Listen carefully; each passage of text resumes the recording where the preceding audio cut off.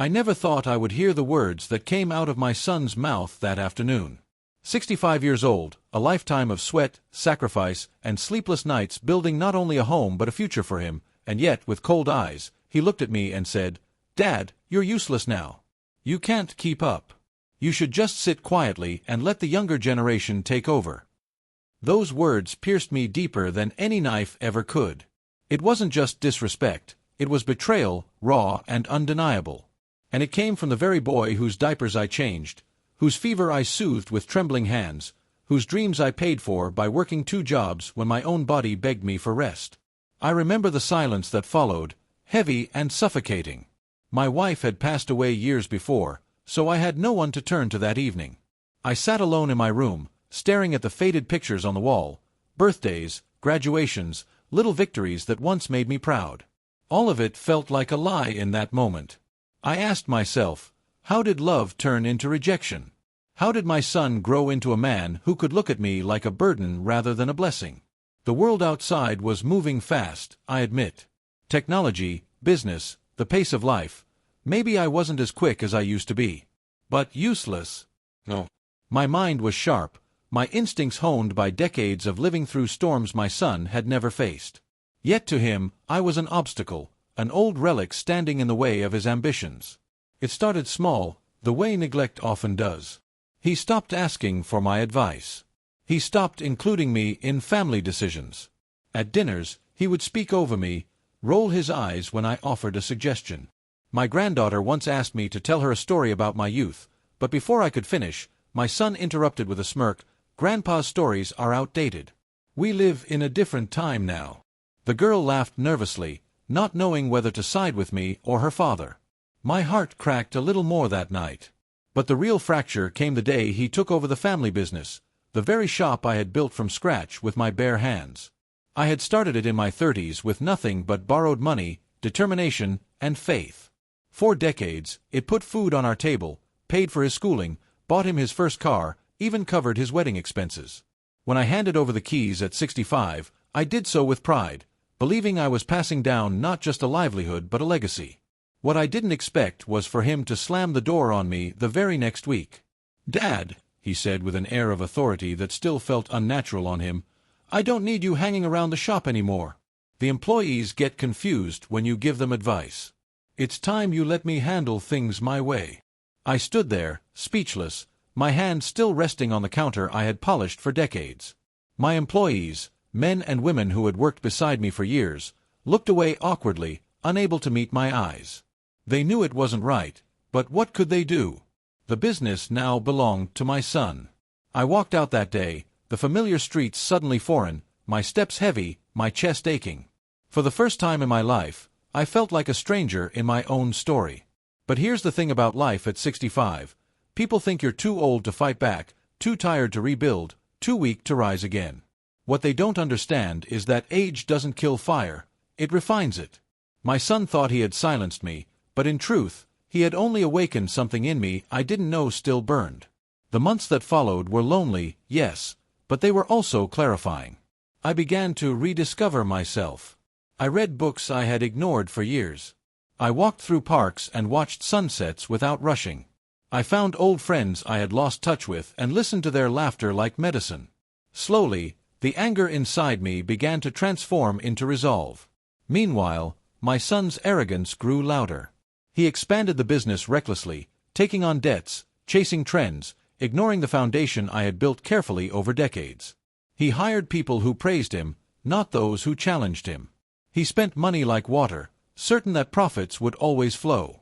I heard whispers from old customers, complaints about quality, about service, about the loss of warmth the shop once carried. I stayed silent. I wanted him to learn. But fate, as it always does, had its own timing. It was a cold evening when I heard the knock on my door. I opened it to see my son, the same boy who once clung to my hand on his first day of school, now standing in front of me, shoulders slumped, eyes hollow. He looked older than me in that moment, burdened by the weight of mistakes he could no longer hide. "Dad," he whispered, his voice trembling, "I need your help." The words hung in the air like an echo of all the pain he had caused me. I wanted to slam the door, to remind him of every insult, every dismissal, every wound he had carved into my heart. But a father's love is a strange thing, stubborn, resilient, and forgiving even when it shouldn't be. I invited him in, and as he sat at my table, head bowed, I realized something powerful.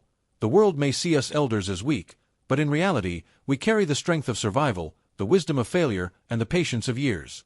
And in that moment, my son was no longer the powerful businessman. He was just a lost boy, once again reaching out for his father's hand. Little did he know, this was only the beginning of the lesson life had prepared for him. He sat there for a long time before he could gather the courage to explain. His voice cracked, his hands fidgeted, and for the first time in years, I saw fear in my son's eyes. It wasn't the kind of fear a child feels when monsters hide in the closet. No, this was the fear of a man watching his entire world collapse before him. "The business is failing, Dad," he admitted finally, staring at the table as though it could swallow his shame. "I thought I could grow it bigger, modernize it, make it something you never could. But the loans are crushing me, customers are leaving, and the staff doesn't respect me. I don't know what to do anymore." I leaned back, my chest tight with a mix of anger and pity. This was the same boy who once told me I was too old, too useless to matter. And now, when the storm came, he came crawling back to the very man he had cast aside. Part of me wanted to let him drown in his mistakes, to let him learn the brutal lesson that arrogance teaches. But the father in me couldn't. The father in me still saw the boy who once held my finger when crossing the street, the boy who cried when he scraped his knee, the boy who used to look up to me as if I were the strongest man in the world. "Why did you push me away, son?" I asked quietly, my voice calm but firm. He looked up, guilt etched into his face. I thought you were holding me back," he admitted. "I wanted to prove myself, to show everyone I was capable without leaning on you. But I went too far. I ignored your advice, ignored the foundation you built. I thought being young meant I was smarter." I sighed, the weight of his words pressing on my heart. This was the tragedy of pride. It blinds you to the very wisdom that could save you. I could see the regret in his eyes, but regret doesn't erase damage. It doesn't heal the wounds of betrayal overnight. Still, I spoke with the patience only age can give. "Son, knowledge isn't just about books or trends. It's about scars. Every wrinkle on my face, every ache in my bones, is a story of survival. I didn't become wise because I was young and clever. I became wise because I failed, and I learned. You dismissed me because you thought time had weakened me. But time has only sharpened me." He nodded slowly, tears threatening to spill, and I knew he understood. Yet I also knew understanding wouldn't be enough to save him. His debts were real, his failures public, his reputation shredded. If he wanted redemption, it wouldn't come easy. Over the next few weeks, I returned to the shop. At first, the employees looked at me with pity, unsure of whether I had come to witness the final collapse. But soon, I rolled up my sleeves, just as I had decades earlier. I listened to the customers, remembered their preferences, called them by name. Slowly, their faces lit up again, comforted by the familiar warmth they had lost. I retrained the staff, not with lectures but with example. I swept the floors, stocked the shelves, smiled at strangers walking by. People began to talk. "The old man is back," they said. "The shop feels alive again." My son watched quietly, sometimes from the office window, sometimes from the corner of the room. He saw how the community responded, how loyalty was not bought with flashy signs or discounts but earned with respect and sincerity. For weeks, I spoke little to him directly. This was not a lesson that could be taught in words. It had to be lived. But one evening, when the shop had closed and we sat alone, he broke the silence. "Dad, how do you do it? How do you make people trust you like that?" I smiled faintly.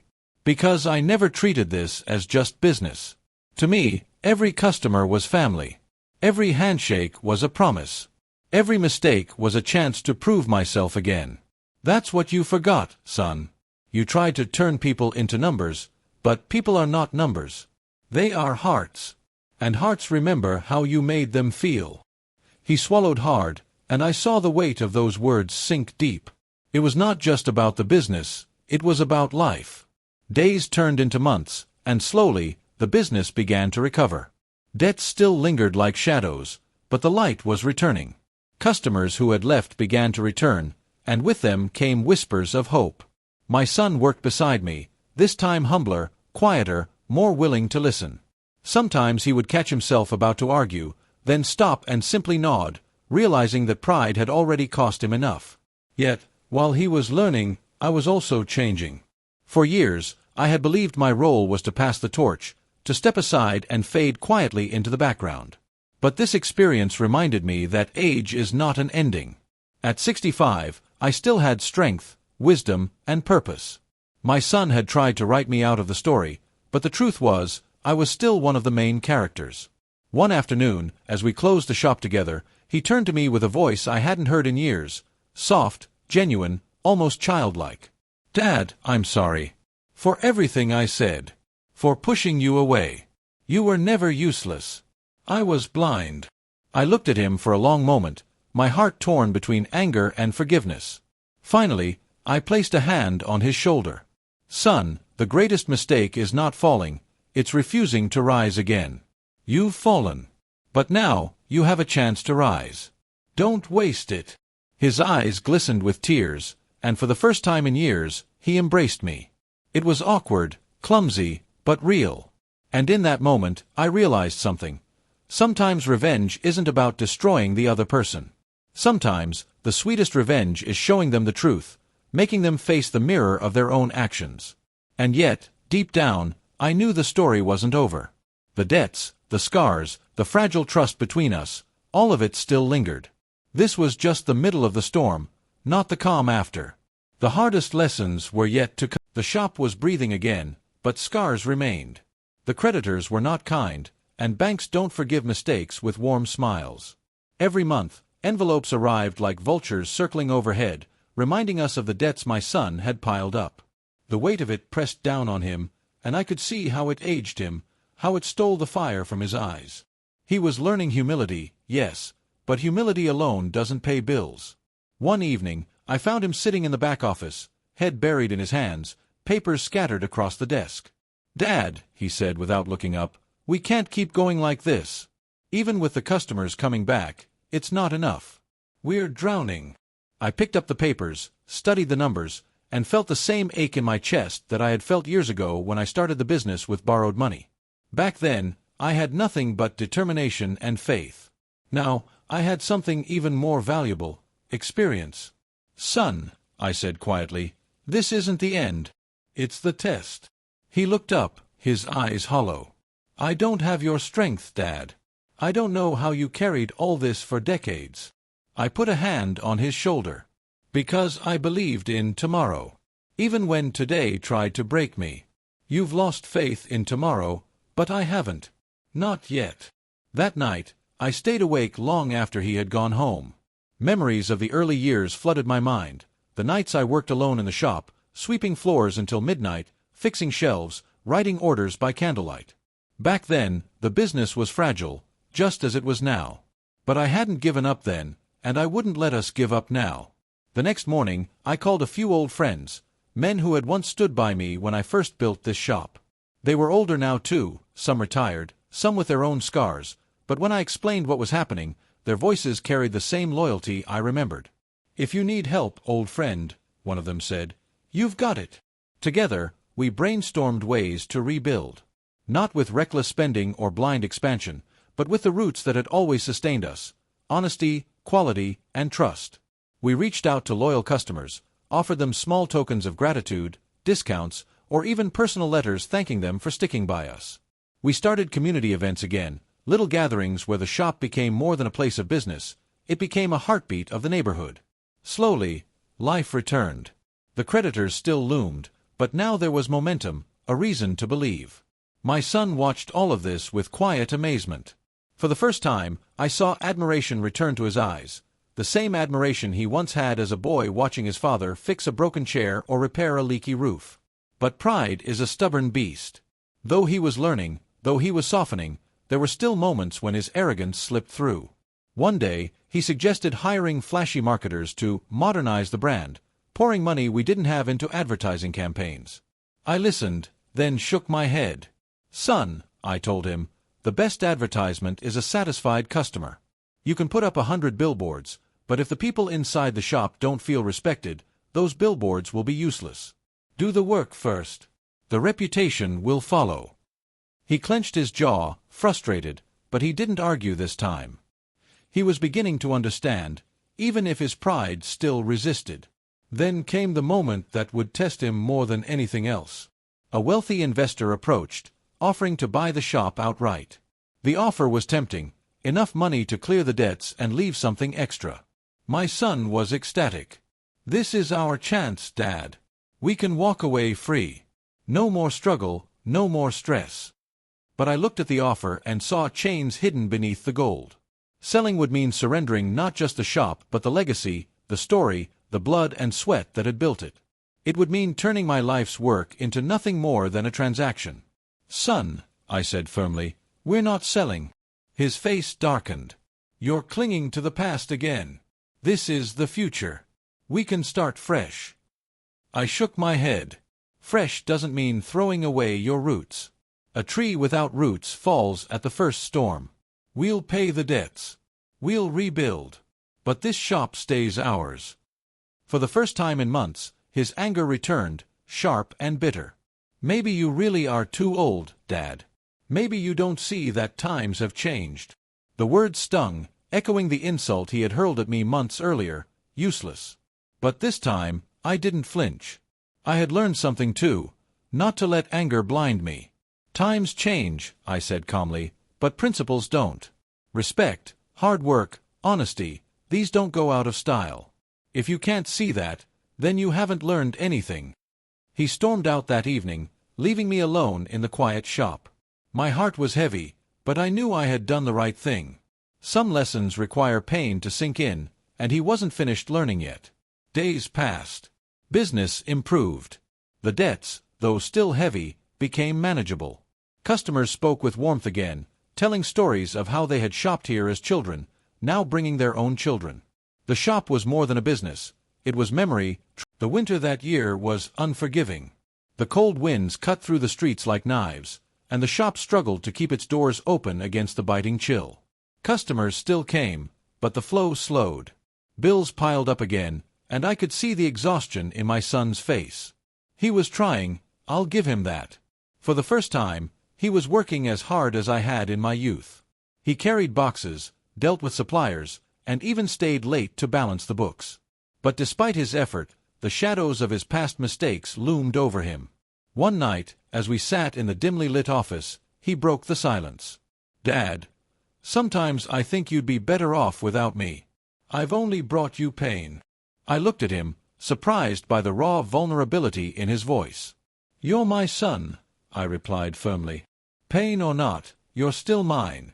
And if there's one thing life has taught me, it's that failure isn't permanent unless you stop trying. He nodded, but his eyes were still clouded with doubt. I recognized that look. I had seen it in the mirror during my hardest years. The following week, disaster struck again. A supplier we had trusted for years suddenly cut ties, blaming late payments caused by my son's reckless spending months earlier. Without their stock, shelves emptied quickly, and customers grew restless. It felt like we were sliding backward, losing the ground we had fought so hard to regain. That evening, I sat alone in the shop after closing, staring at the empty shelves. For a moment, despair crept in. Was this truly the end? Had I fought so hard only to watch everything crumble anyway? Then I remembered something my wife used to say when she was alive. When the world turns its back on you, turn toward the world with twice the courage. Those words echoed in my heart, pulling me out of the fog. The next morning, I reached out to smaller local suppliers, ones my son had ignored because he thought they were too small to matter. These people remembered me. They remembered how I had given them business decades ago when no one else would. And because of that, they returned the loyalty. Slowly, stock began to fill our shelves again, and the shop buzzed with life. My son watched all of this unfold, and I could see the lesson sinking in. I never thought about those guys, he admitted one evening. I was chasing the big names, the flashy deals. I didn't realize the small ones were the real backbone. That's the problem with pride, I told him gently. It blinds you to the people who matter most. You thought success came from climbing high, but real success comes from standing strong, even at the ground level." He nodded, and for the first time, I saw something shift deep within him, not just guilt, but understanding. But life has a way of testing lessons. Just when you think you've learned, it throws you another storm to see if you've truly changed. Spring arrived, and with it came hope. The business was steady again, not booming, but alive. Customers were loyal, the shelves full, and the debts slowly shrinking. For the first time in months, I allowed myself a breath of relief. Then, out of nowhere, betrayal struck, not from strangers, but from within. One of the younger employees, eager to climb quickly, betrayed my son. He stole customer information and handed it over to a competitor across town. Overnight, we lost dozens of clients. My son was furious, ready to storm into the competitor's shop and start a war. "Calm yourself," I told him, blocking the door. "Anger won't win this battle. Wisdom will." "But he betrayed us," my son shouted, his fists clenched. "We can't just let this go." I looked at him steadily. "Son, I've lived long enough to know something. Betrayal is inevitable. But revenge taken in rage destroys you more than your enemy. If you want justice, you must be patient. You must be clever." He shook his head, still burning with anger. "I don't know how you can stay calm after all this." "Because I've learned," I said softly, "that storms pass, but foolish actions leave scars that never fade." Instead of lashing out, we doubled down on service. We made the shop warmer, friendlier, more welcoming than ever. We personally called customers, thanked them for their loyalty, and reminded them why they had trusted us in the first place.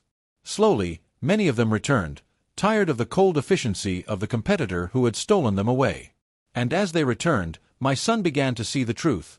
Revenge isn't always about striking back. Sometimes, it's about rising so high that your enemies are forced to watch. One night, as we locked up, he turned to me with a quiet voice. "Dad, all this time, I thought I was smarter than you. But the truth is, I didn't even know what strength looked like. You've carried burdens I couldn't survive for a week. And you did it without bitterness." The lesson revealed itself on a summer evening, when the shop was busier than it had been in years. Customers filled the aisles, laughter and conversation spilling through the doors like music. My son stood behind the counter, working with a quiet efficiency I had not seen in him before. No arrogance, no pretense, just honest labor. For the first time, he looked like a man who had finally grown into the shoes he had once been too eager to fill. But then, as fate would have it, the competitor across town, the one who had stolen our customers and betrayed our trust, collapsed under his own greed. He had grown too fast, too recklessly, and the very same investors who once praised him now abandoned him. The shop closed overnight, and whispers spread through the town like wildfire. That evening, my son rushed into the office, excitement written all over his face. "Dad, did you hear? They're finished.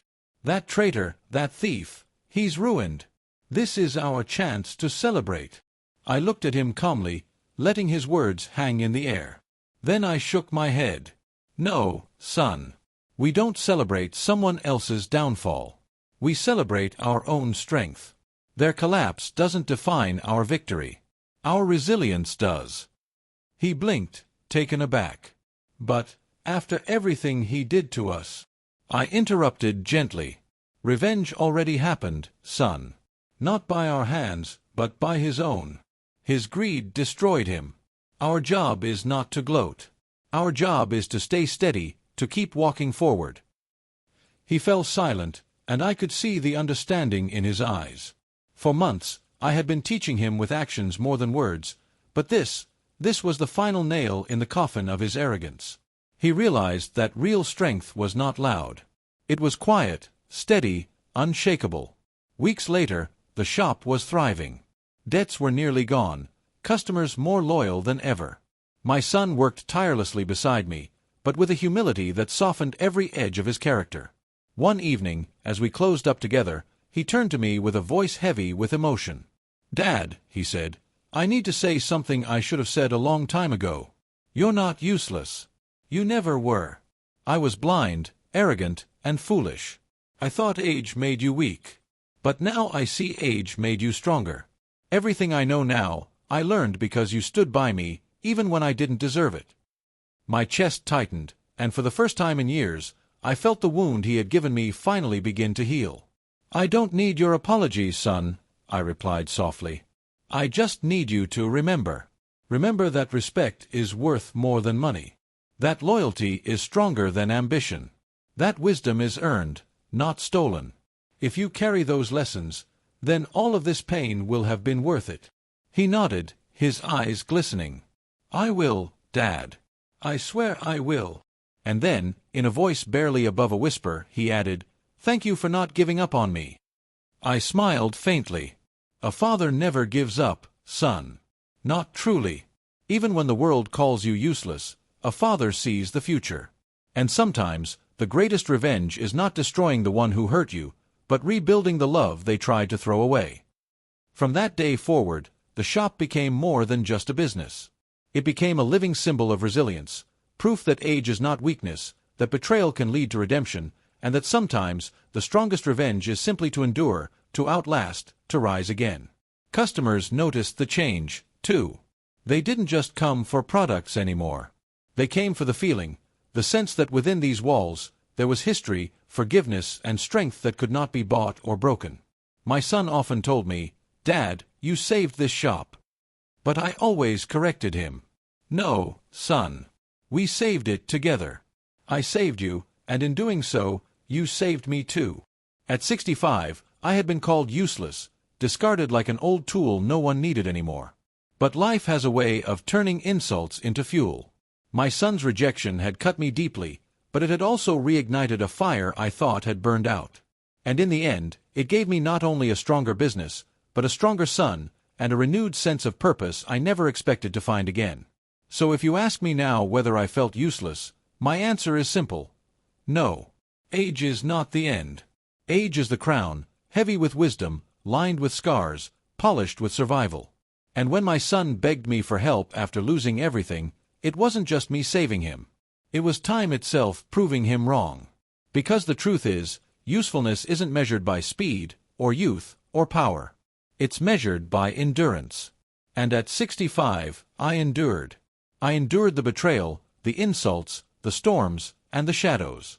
And because I endured, I triumphed. And as I sit here now, watching my son serve customers with patience instead of arrogance, with humility instead of pride, I realize that the sweetest revenge wasn't in making him suffer. The sweetest revenge was in making him see the truth, that the man he once called useless was the very man who saved his life. And that truth will echo in his heart long after I am gone.